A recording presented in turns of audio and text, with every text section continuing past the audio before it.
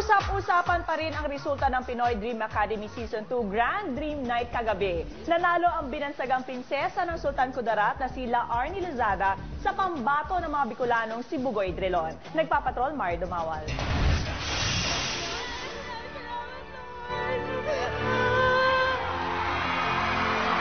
Halos himatayin sila Arnie sa announcement na siya ang Grand Scholar sa kontrobersyal na Season 2 ng Pinoy Dream Academy na dinagsa kagabi sa Cuneta Astrodome. Muli, tumayo ka at ipakita mo sa kanila na ikaw ang pinakabagong Grand Star Dreamer! Pero ang higit na pinag-usapan ay ang madamdaming pahayag ni Bugoy na naging second placer sa show. 6% lang ang pagitan ng mga boto ni Bugoy at Arnie. Maraming salamat po. Kahit hindi man ako ang Grand Star Dreamer, sa puso ko, Grand Star Dreamer pa rin ako. Mahal na mahal. Tapos na ang bilangan ng text votes, pero sa ibang PDA fans, si Bugoy pa rin ang panalo. Agad naman sinagot ni Arnie at Bugoy ang mga issue sa unang pagharap nila sa TV Patrol World kanina.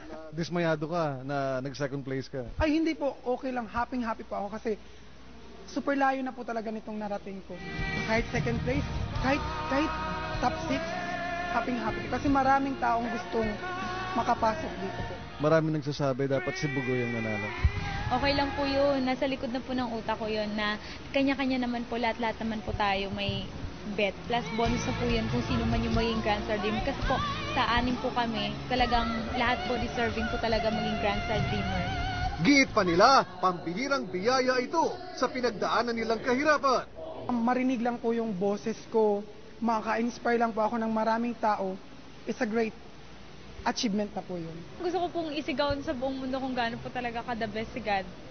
Ginawa niya sa buhay ko. Higit sa lahat, sport lang si Bugoy sa hatol ng text votes. Happy po ako kila Arnie. She deserved it. Mula sa pagiging janitor mula sa Bicol, determinado si Bugoy na maging mas malaki pang bituin. Mangarap po tayo!